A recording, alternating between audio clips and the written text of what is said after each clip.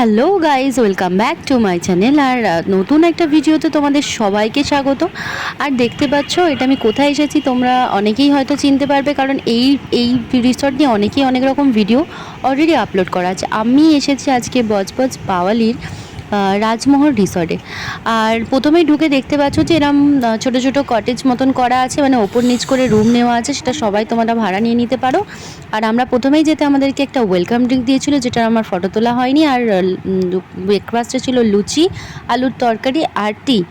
আর তারপরেই দুপুরের লাঞ্চ, যেটা হচ্ছে ভাত, ঝুরি আলু ভাজা, পটল আলুর তরকারি, ডাল, এটা ছিল কাতলা মাছের কালিয়া, আর এটা ছিল মাটন।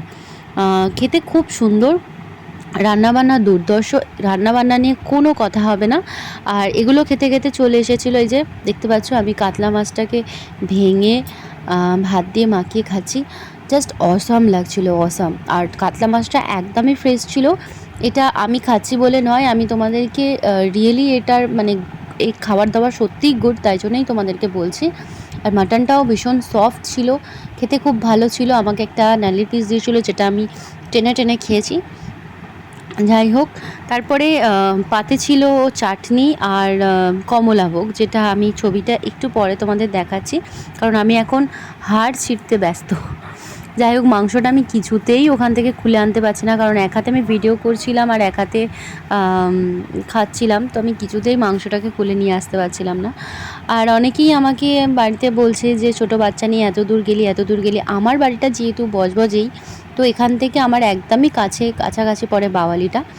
আর সেই কারণেই আমরা অনেক দিন যেহেতু এদিক ওদিক কোথাও বেরোইনি, সেই কারণেই বেরিয়ে পড়া।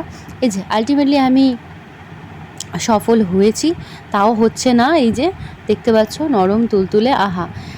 এখন আমি তোমাদের সাথে কথা বলতে বলতে আমার জিভে জল চলে আসছে জাস্ট। আর এই যে কমলাভোগ আছে, আর এখানে দিয়েছে চাটনি। পাঁপড়টা দেয়নি, আমার জিজ্ঞাসাও করা হয়নি। যাই হোক, এখানে খাওয়া দাওয়া কমপ্লিট করে বাড়ি চলে এসেছি। বাড়িতে এসে আমার দুদিন আগে আমি এসি কিনে ঘরে নিয়ে চলে এসেছিলাম, তো এসিটা আমার ইনস্টলেশন হয়নি। তো সেদিনকেই রাত্রিবেলা ফোন, মানে বাড়িতে আসার সময় রাতে ফোন করলো যে ওরা রাতেই ইনস্টল করতে আসছে। তো আমরা না বলিনি, কারণ এই যা গরমের অবস্থা। তো যাই হোক, এই যে দেখতে পাচ্ছ আমার এসি, তো ইনস্টল করতে করতে প্রায় রাত্রির 11টা হয়ে গেছে।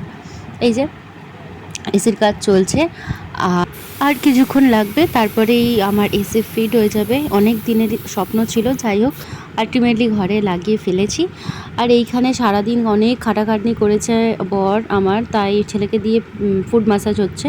আজকের ভিডিওটা তাহলে এখানে পর্যন্ত, আবার দেখা হবে অন্য কোনো ভিডিওতে। আশা করছি আজকের ভিডিওটা ভালো লেগেছে, আর যদি ভালো লেগে থাকে অবশ্যই লাইক কমেন্ট শেয়ার করে দিও। থ্যাংক ইউ সো মাচ আমাকে এতটা সাপোর্ট করার জন্য। আজকের মতন এইটুকু, আবার দেখা হবে অন্য কোনো ভিডিওতে। টাটা।